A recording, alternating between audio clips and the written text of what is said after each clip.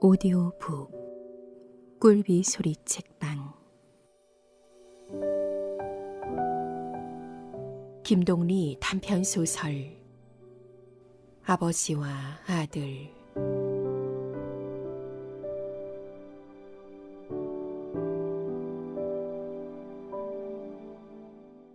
박승준이가 그의 어머니를 따라 지금의 아버지를 보게 된 것은 그의 나이 6살 나던 해였다. 그때까지 그는 그의 본아버지를 잘 모르고 있었다. 그의 나이 3살 때 남양으로 징용에 끌려나간 그의 아버지는 3년째 되던 해에 한 줌의 새가 된 채 유골이랍시고 돌아왔던 것이다. 이듬해 그의 어머니 윤 씨는 개가를 했다. 그때 어머니의 나이는 갓 30살이라 하였다. 어린 승주는 주먹으로 눈물을 닦으며 행여 어머니를 잃을세라 치맛자락을 잡은 채 따라갔던 것이다. 승준이의 새아버지는 성을 신씨라 하였다. 동대문 밖 채석장에서 노동을 하는 사람으로 나이는 43이라고 했다. 이마와 눈초리에 잣달한 주름살이 많이 잡히고 광대뼈가 나오고 코 밑에 노란 수염이 담뿍 났으며 얼굴은 본디 누런 편인데 햇빛에 그을어 검누른빛이 되어 있었다. 본디 말이 적은 데다 목소리가 또한 낮고 가늘어서 밖에서 들으면 통 남자 목소리라고는 없는 집 같았다. 이와 같이 말이 적고 목소리가 가는 승준이의 새아버지는 약주 대신 떡과 실과를 좋아하였다. 일터에서 집으로 돌아올 때면 흔히 떡이나 실과를 사들고 올 때가 많았다. 승준이의 어머니는 아버지가 사들고 들어온 떡이나 실과를 언제나 조그만 낡은 소반 위에 얹어서 아버지 앞에 내어놓았고 아버지 또한 그것을 반드시 승준이에게 나누어 줄 것을 잊지 않았다.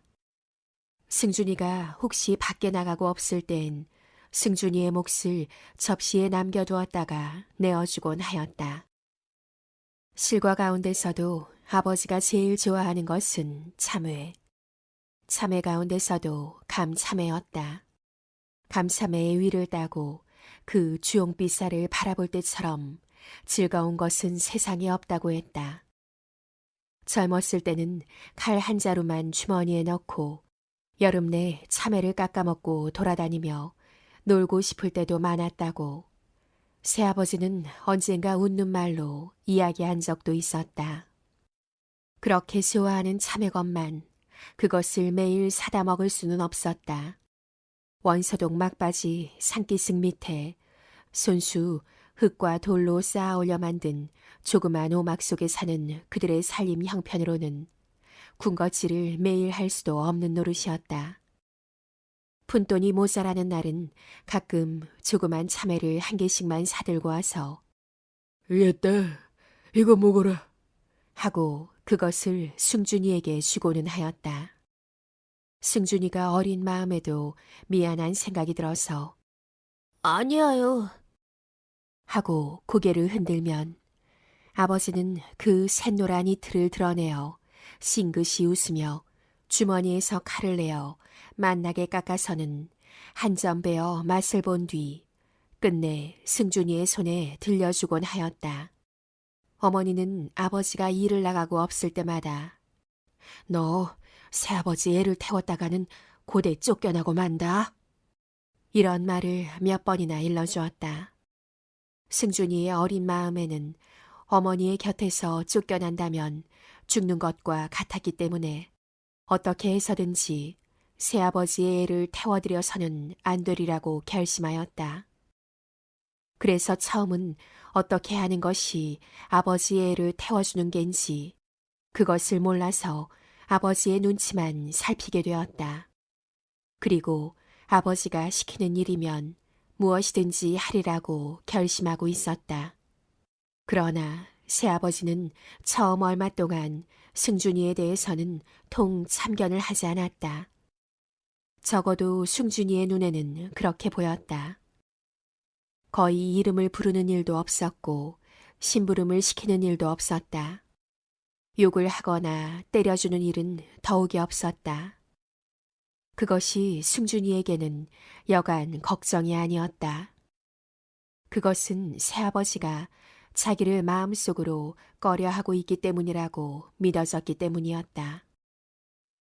그렇게 몇 달을 지내는 동안 승준이는 차차 마음이 놓이기 시작하였다. 그것은 그의 새아버지가 마음속으로 자기를 꺼려하고 있는 것이 아닌 듯했기 때문이었다. 그것은 무엇보다도 그의 아버지가 떡이나 과일을 사왔을 때마다 그것을 나누어 주는 것으로도 알 수 있다고 생각되었다. 그뿐만 아니라 한 해가 되도록 그의 아버지는 한 번도 승준이에게 욕을 하거나 매를 때리지 않았다. 그래서 승준이는 아주 마음을 놓고 아버지의 눈치를 살피는 버릇도 절로 없어져 버렸다. 승준이가 8살 나던 해 그의 어머니는 딸아이를 낳았다. 그리고 그 이듬해 봄에 그의 아버지는 승준이를 국민학교에 넣었다. 그의 어머니가 가난한 살림에 일어나 시켜 먹을 것을 못하러 학교에 넣느냐고 반대를 했음에도 불구하고 그의 아버지는 소학 공부나 시켜줘야 소경이나 면하지. 하고 이웃집 반장 아저씨를 2번이나 찾아가 부탁을 해서 기어이 입학을 시켜주었던 것이다. 승준이가 6학년 때 파리로 해방이 왔다. 해방이 되던 이튿날 그의 아버지는 감참외와 성안참외를 5개나 사안고 들어와서 식구끼리 먹으며 이제 해방이 돼서 다시 생각해보라고.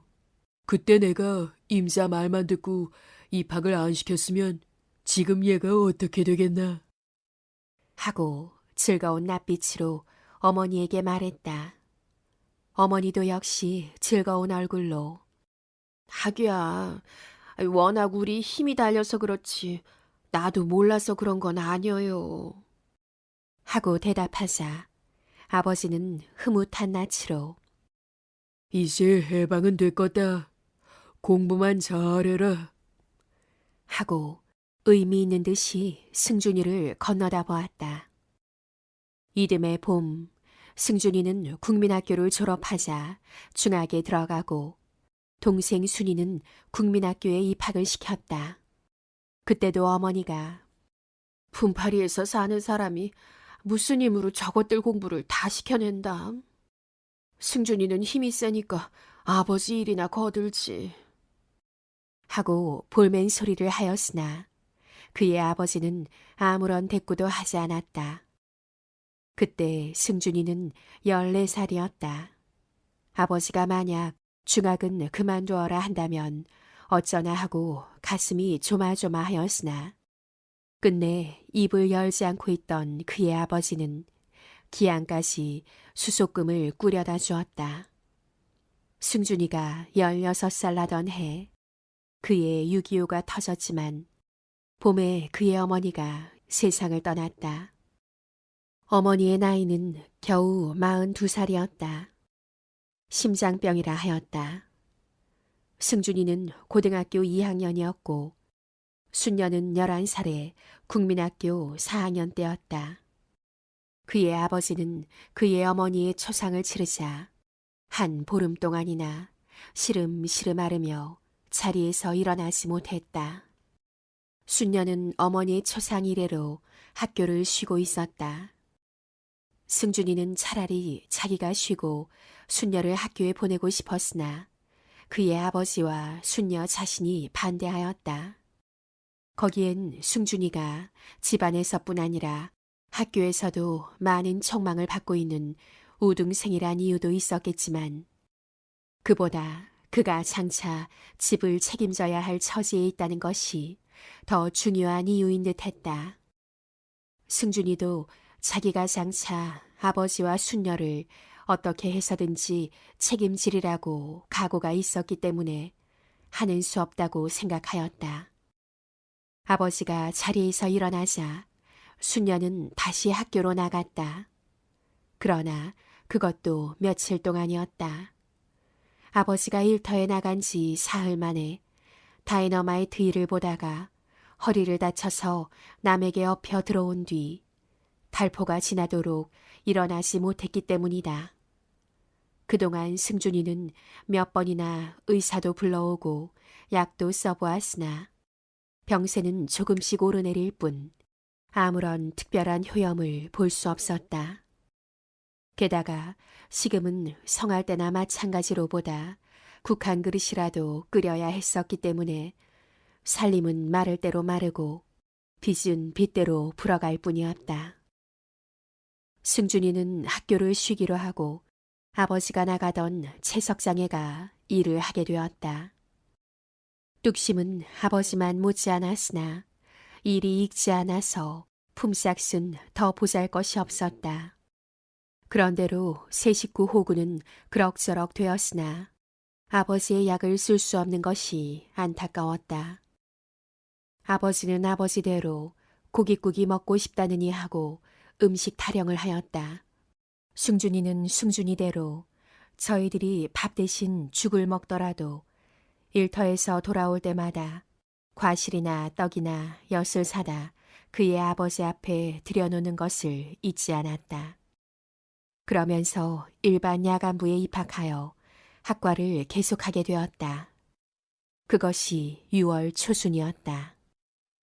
승준이가 야간부에 나가기 시작한 지 한 20날쯤 되었을 때 6.25 동란이 터졌던 것이다. 6.25와 함께 채석장에서도 일을 쉬게 되었다. 일터를 잃은 승준이는 처음 동네 동위원회에서 시키는 대로 길도 닦고 송장도 치웠으나 나중 남의 집을 뒤지고 사람을 잡으러 다녀야 했을 때부터는 동네 일도 그만두어 버렸다. 일을 쉬니 즉시로 먹을 것이 없어졌다. 그렇지만 남의 집을 뒤지고 사람을 잡아오라는데 그 일을 어떻게 해요? 승준이의 볼멘 소리였다. 퀭한 눈으로 천장만 바라보고 누워있던 아버지는 그러면 저 동대문 밖에 윤생원 댁을 가봐라. 했다. 동대문 밖 윤생원이라고 하면 아버지와 같이 채석장에서 일을 하던 아버지의 친구였다. 윤생원은 승준이의 형편 이야기를 듣고 나더니 그거 참 딱하군. 하면서 자기의 사위가 뚝섬에 큰 밭을 가지고 있으니 그리로 가보라고 편지를 써주었다. 윤생원의 사위는 뚝섬에 상당히 넓은 채소밭을 가지고 있었다. 그는 윤생원의 편지를 읽고 나더니 고개를 들어 승준이를 한 번 더 바라보며 학생이 신생원의 아들이야? 하고 물었다. 그는 배옷에 밀짚 모자를 쓴 나이가 30 남짓 되어배는 일꾼이었다. 승준이가 공손하게 대답을 하고 일을 좀 시켜달라고 하자 그는 채소밭을 한번 휘 돌아보고 나서 오늘은 그냥 가고 내일 새벽 날이 채 밝기 전에 일찍이 와보라고 했다. 이튿날 새벽 걸어서 뚝섬까지 가니 주인은 이미 나와 있었다. 이보다는 더 일찍이 나와야 된다면서 가지를 따라고 했다.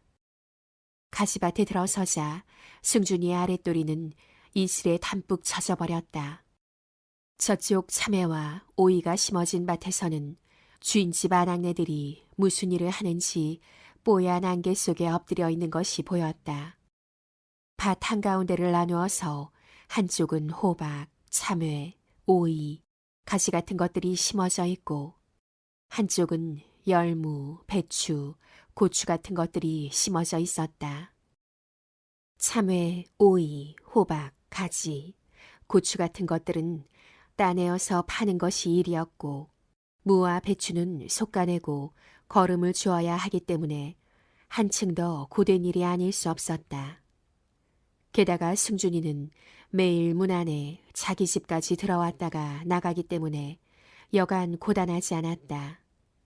그렇게 사흘째 되던 날 주인은 승준이에게 그러지 말고 승준이는 밭에 일보다 시장을 다녀라. 하고 자기에게 있는 낡은 리어커를 빌려주며 가지와 호박을 팔아오라고 하였다. 어떤 날은 오이와 참외를 받아 나오기도 하고 어떤 날은 열무를 싣고 나오기도 하였다. 그리하여 언제나 그 이튿날 아침 밭에 가서 셈을 치르면 그 가운데에서 얼마씩을 떼어 승준에게 주었다. 일은 무척 고되나 그것으로 그럭저럭 끼니를 이어갈 수 있었고 무엇보다도 다행인 것은 매일 아침 그의 아버지에게 드릴 참외 2개씩 그냥 얻어올 수 있는 일이었다. 승준이는 승준이대로 그렇게 그의 아버지를 생각해주는 채소밭 주인이 그지없이 고맙고 놀라웠으며 주인 쪽에서는 또한 승준이같이 마음이 바르고 착실한 아이는 처음이라고 믿어주었다. 그렇게 지내는 얼마 동안은 승준이에게 있어서는 오히려 다행했던 것이다. 그 뒤 동네에서는 승준이가 제 일만 하고 동회에 나오지 않는다고 말썽이 일어났다. 어떻게 합니까? 아버지는 2달째 누워 계시고 누이 동생은 어리고 제가 일을 하지 않으면 식구가 굶을 지경인걸요. 동무같이 딱한 형편에 있는 사람이 남반부에 동무 한 사람뿐이가소. 응? 제가 딱한 사정으로 말한다면 뒤에 있어 남반부를 해방시켜갔소. 동해 안에 있는 민청에서는 따발총을 하는 괴뢰군이 이렇게 사투리 말씨로 몰아세웠다. 승준이는 괴뢰군 사병과 말을 다투어도 소용이 없으므로 입을 다물 수밖에 없었다. 여기서는 자칫하면 의용군으로 끌려나가게 된다는 것을 승준이도 잘 알고 있었다. 동네에서 승준이네 형편을 비교적 알고 있는 동회장, 인민위원장이 승준이는 아버지가 노동자 출신이니 승준이도 그만큼 성분이 좋으니까 우리가 믿는 거야. 알겠어? 이 길로 당장 한강 차교 복구장으로 나가. 그러면 집에서도 굶도록 가지는 않을 테니까. 알겠어? 이렇게 말하는 것은 승준이를 은근히 감싸주려는 속셈이었다. 승준이도 이것을 거역할 수는 없었다. 그리하여 한 이틀 뚝섬에 나가면 이틀은 동원에 끌려나가게 마련이었다. 이렇게 되면 언제 또 의용군으로 끌려나갈는지 그것도 모를 일이었다. 그것은 시간 문제에 지나지 않았다. 그의 아버지도 자리에 누운 채 걱정스러운 듯이 예, 아주 뚝섬에 나가 있고 들어오지 마렴. 한 열흘에 한 번씩 끓여 먹을 것만 조금씩 부쳐보내고. 했다. 승준이도 아버지와 누이 동생이 걱정스럽기는 하나 최후의 경우에는 그러는 수밖에 없다고 생각하였다. 8월 중순께부터는 특수기관에 있는 사람과 민원청 밖에 동네의 젊은 사람이라고는 구경할 수 없게 되었다. 모두가 의용군으로 끌려가지 않았으면 딴 데로 도망을 쳤거나 그렇지 않으면 땅속에 깊숙이 숨어버린 것이다. 승준이는 집이 오막이라 숨으려야 숨을 데도 없거니와 또 숨을 곳이 있다고 하더라도 그가 숨어버리면 새 식구의 입에 풀칠을 할 길이 없었다. 승준이는 전에 아버지가 말한 대로 뚝섬에 가 있기로 하였다. 뚝섬의 채소밭 주인도 승준이의 청을 그다지 달가워하지는 않았으나 사정이 그렇다면 하는 수 있느냐고 있기는 있되 자기로서 끝까지 책임을 질 수는 없다고 말했다. 배를 끼치지 않는다니 어떻게 할 도리가 있어? 주인이 물었다. 아저씨는 걱정 마셔요. 저게 다 저의 집입니다. 하며 승준이는 웃는 얼굴로 호박 덩굴을 가리켰다. 밭구석에는 서너 사람이나 은신을 할 만한 움막이 있었다. 그 씀에는 주로 참외를 지키기 위한 것이었는데 낮에는 햇볕을 가려주었고 밤에는 이슬을 피할 수 있었다. 그런데 승준이는 그 움막을 가리키지 않고 호박덩굴을 가리켰던 것이다. 그것은 승준이도 물론 보통 때는 움막을 이용하겠지만 무슨 수상한 그림자가 비치기 시작하면 호박덩굴 속으로 들어갈 샘판이었던 것이다. 게다가 승준이는 틈틈이 미루나무 가지와 아카시와 가지들을 꺾어와서 호박덩굴 사이에 이리저리 꽂아두었으므로 급할 때에 그러한 나뭇가지들을 이용하여 호박덩굴 속에 숨으면 바로 곁에까지 와서 헤쳐보기 전에는 도저히 알아낼 수 없이 되었다. 주인도 승준이의 은신술이 완전한 것을 보고는 안심하는 모양이므로 너는 이 다음 어떤 세상이 오더라도 넉넉히 살겠다. 하고 칭찬해 주었다. 그렇다고 해서 승준이가 밤낮 숨어만 있는 것은 아니었다. 먼 곳에서 조금이라도 수상한 그림자가 비치기 전에는 밭에서 늘 일을 하고 있었다. 그러다 보니 승준이는 거의 두 사람 몫의 일을 하게 되었다. 주인 내외도 여간 만족해하지 않았다. 하루 3번씩 날라다 주는 밥이나 반찬도 승준이에게는 흡족할 정도였다. 그러나 한 가지 걱정은 오랫동안 아버지와 수녀를 보지 못하는 일이었다. 양식과 반찬거리만은 주인집 아주머니가 일회에 한 번씩 가져다 주지만 병중에 있는 아버지가 자기에겐 연락도 못한 채 만약의 경우라도 당하면 어떻게 하나 하는 것이 가장 안타까웠다. 그리고 전쟁도 또 언제 끝날는지 모르는 것을 어느 때까지나 이렇게 호박 덩굴 속에만 누워 베길 수도 없는 노릇이라고 생각되었다. 그러는 동안 8월도 금음이 지나고 9월 중순께가 되었다. 유엔군이 인천에 상륙했다는 소문이 전해져 왔다. 밤마다 인천 쪽 하늘은 진한 놀 같은 불빛으로 물들어졌다. 차차 대포 소리가 들리기 시작하였다.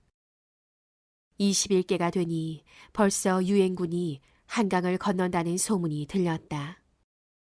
밤이면 서울의 서남동 삼면의 하늘이 불바다가 되곤 했다. 대포알은 차차 그의 머리 위로 날아다니기 시작하였다. 23일부터는 시내에도 여기저기서 불길이 올랐다.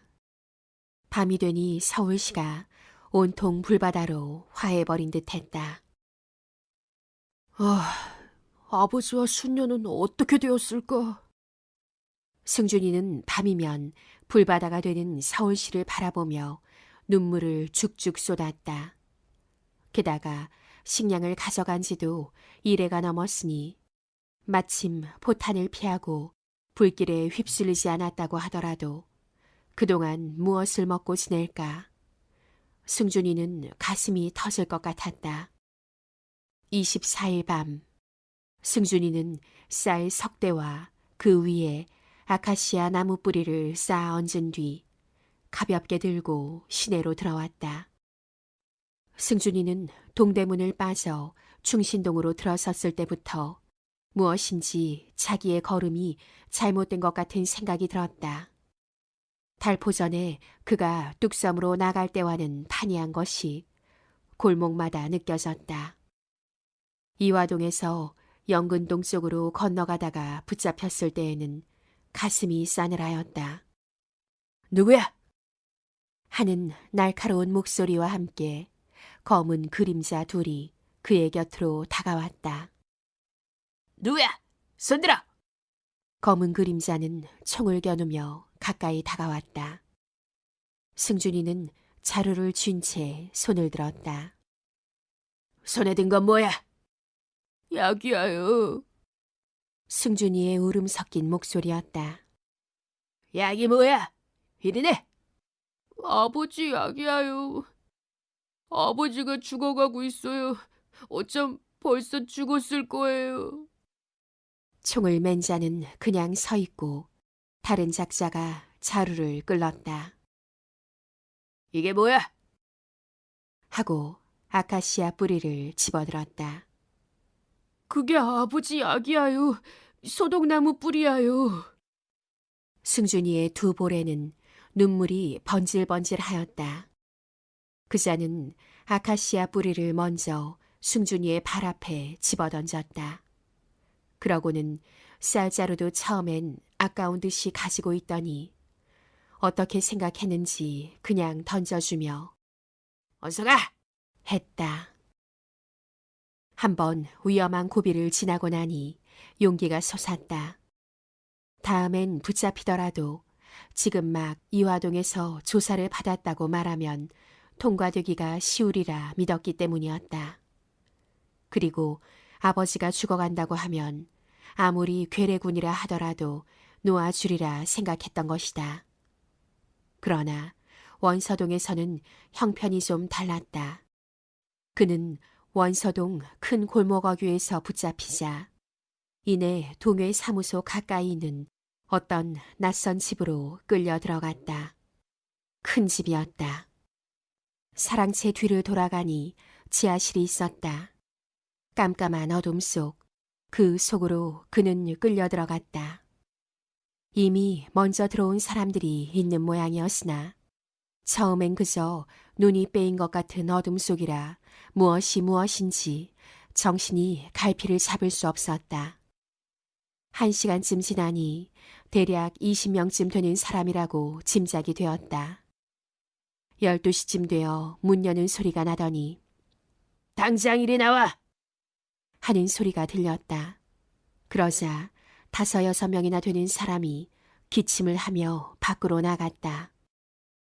당원 없어? 하는 날카로운 소리와 함께 또 한 사람이 일어나 기침을 하며 밖으로 나갔다. 그러고는 다시 문이 닫히고 말았다. 한 30분 지나니 먼저 나갔던 사람 가운데서 4사람이 도로 들어왔다. 아니, 같은 당원을 이러면 어떻게 되나? 한 사람이 말하자 또 한 사람이 남로 당원은 본디 별도로 보니까 했을 뿐 그러고는 아무도 입을 떼지 않았다. 새벽 3시쯤 되었을 때였다.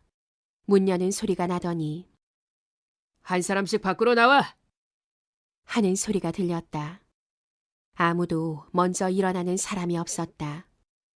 방 안은 무덤 속같이 고요할 뿐이었다. 이번에는 손전등을 켜서 방 안을 비추며 무스게 하는 거야? 빨리 나오젠코.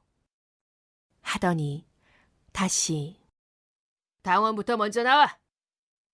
하는 사투리 소리가 나더니 뒤이어 맨 나중 나온 자를 반동분자로 취급하겠어. 하고 위협까지 하였다. 그러자 10몇이나 되는 사람들이 서로 다투어 앞에 나가려고 한꺼번에 2~3사람씩 문설주에다 머리를 부딪히곤 하였다. 승준이가 맨 끝이 되었다. 동무는 손에 든 게 뭐야? 하고 다른 괴뢰군이 승준이를 보며 물었다. 아버지 이야기예요. 아버지가 죽어가고 있어요. 승준이는 엉엉 우는 소리로 이렇게 대답했다. 그의 두 볼에서는 정말 눈물이 줄줄 흘러내리고 있었다. 에? 동무는 효자요. 먼저 번의 사투리가 가슴 안에 따발총을 자랑 삼아 내밀며 정말인지 핀잔인지 이렇게 한마디 내던졌다. 키 큰 괴뢰군이 앞서 나서며 한 줄로 나란히 서! 하더니 이내 번호! 하는 호령이었다. 1, 2, 3, 4, 5, 6, 14 모두 14사람이었다. 지금 부른 번호 순서대로 일렬종대로 내 뒤를 따라와. 하고 키 큰 괴뢰군이 앞장을 섰다. 중간에는 당원 같은 자가 둘이서 하나는 권총을 들고 하나는 방망이를 들고 따라왔다. 그리고 맨 뒤에는 사투리의 따발총이 따라왔다. 원서동 막바지 승준이의 집이 보이는 옆골목을 돌아 산기슭으로 올라갔다.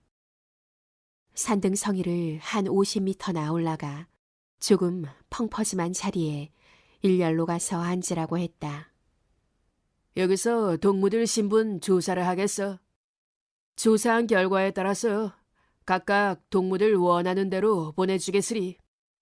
하는 사투리 소리를 뒤이어 이번에는 권총을 들고 따라오던 자가 자, 그럼 모두 저쪽으로 향해 돌아앉으시오.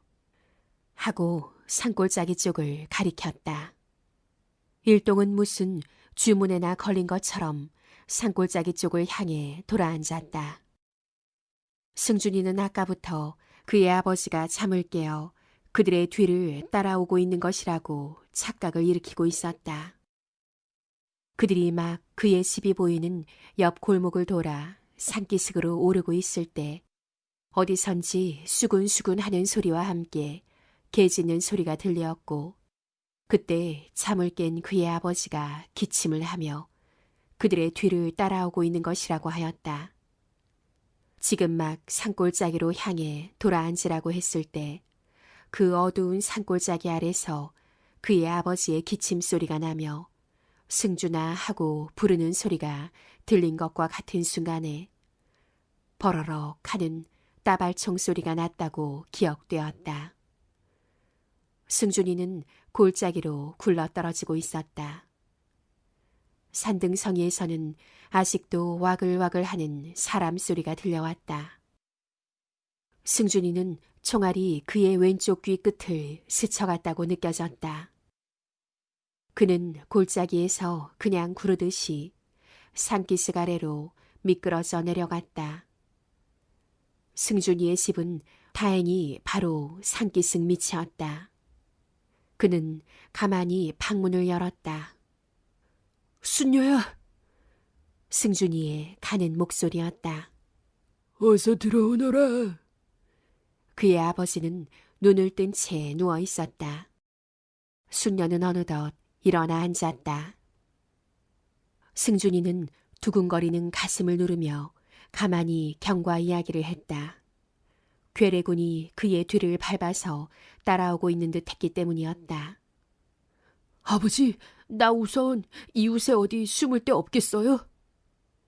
그의 아버지도 잠자코 고개를 끄덕거렸다.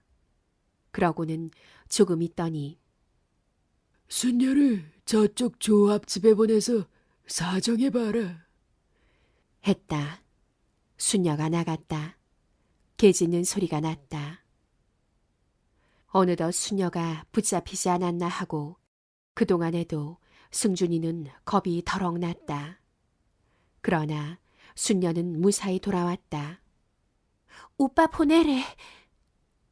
순녀의 가는 목소리, 조합집에서도 둘째 아들 서기를 집안에 숨기고 있다는 것은 이웃간에서 은근히 알고 있는 터였다. 승준이는 그 집 서기와 함께 숨기로 되었다. 9.28을 맞이한 승준이는 맨 먼저 뚝섬 아저씨를 찾아갔다. 여름 동안에 신세진 것을 인사도 할 겸 앞으로 계속하여 일을 시켜달라고 다시 부탁도 드려야 할 형편이었던 것이다. 6.25를 같이 난 뚝섬 아저씨는 이번에는 승준이를 친조카나 보듯이 반가이 맞아주었다. 일거리는 얼마든지 있다. 그렇지만 네가 일만 해서 어쩌느냐. 하고 승준이의 전도, 장래까지 걱정해 주었다. 그러나 승준이는 6.25 이전부터 다니던 야간 학교가 있어서 학과는 그대로 계속할 수 있다고 믿음직하게 대답하였다.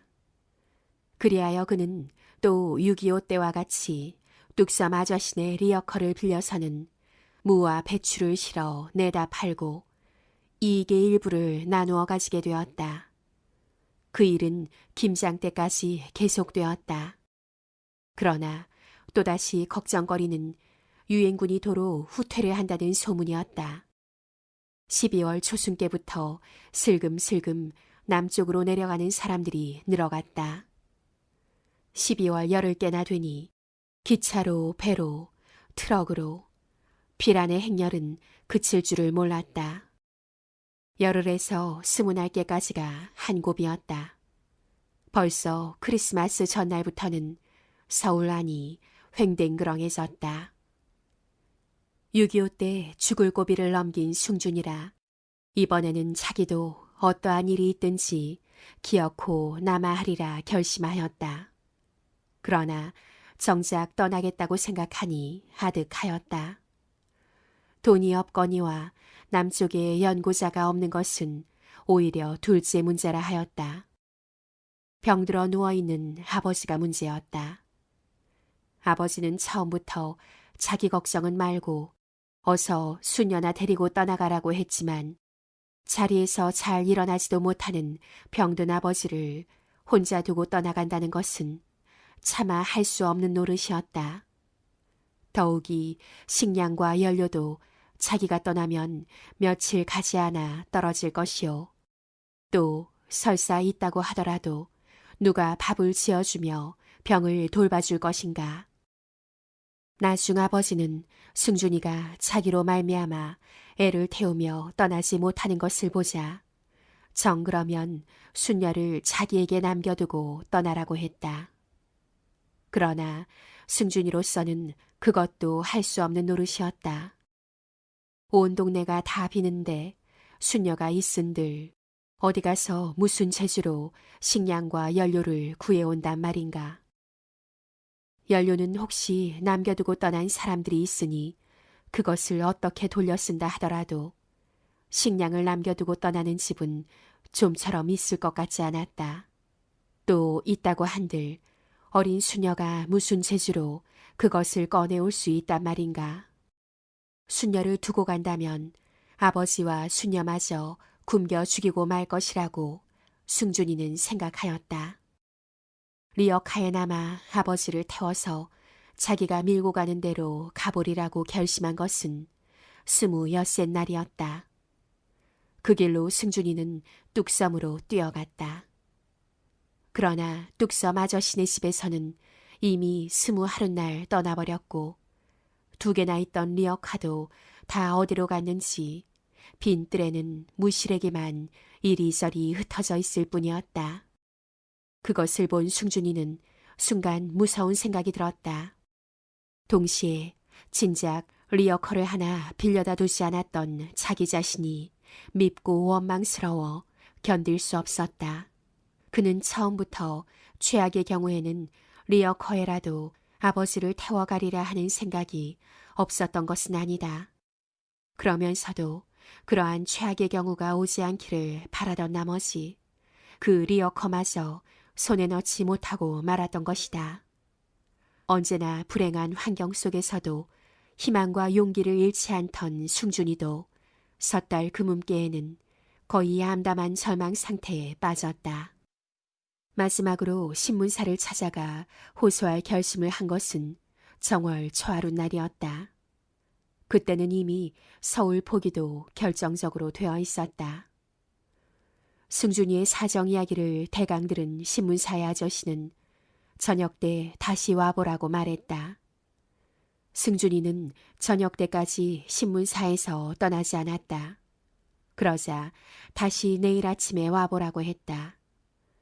이튿날 아침 일찍이 신문사로 달려간 승준이는 거기서 내일 오후 1시까지 서울역으로 나오라는 놀라운 소식을 들었다. 저희 아버지는 제가 떠나버리면 혼자서 죽게 돼요. 전 죽더라도 혼자서 떠날 수는 없겠어요.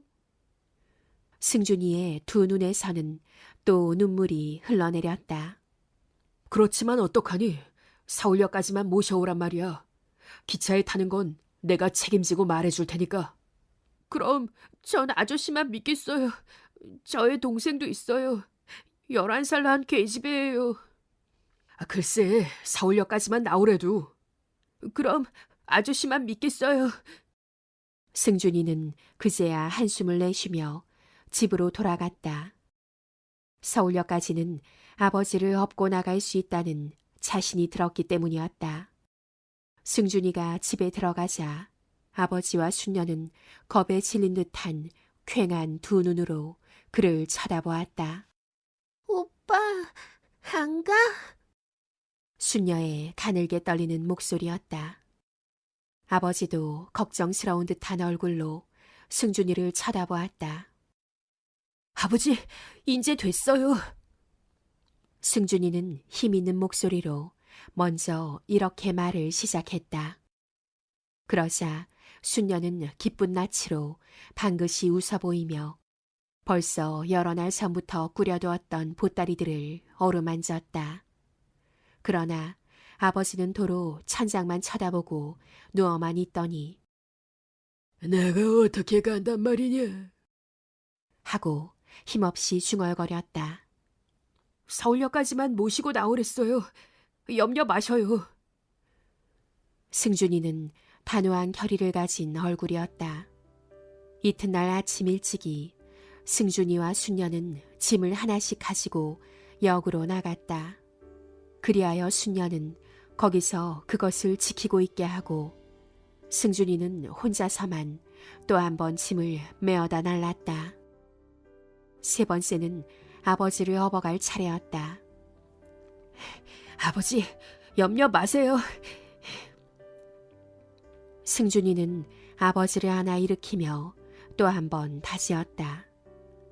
그때는 이미 아버지도 모든 것을 승준이에게 맡겼다는 듯이 힘이 없으면서도 부드러운 목소리로 오냐? 했다. 아버지, 담요를 단단히 머리까지 푹 쓰셔요. 승준이는 등에 업힌 아버지가 의외로 가볍다고 느끼며 눈바람이 휘몰아치는 원서동 골목을 빠져나와 서울역으로 향해 걸어가고 있었다. 오디오북 꿀비 소리 책방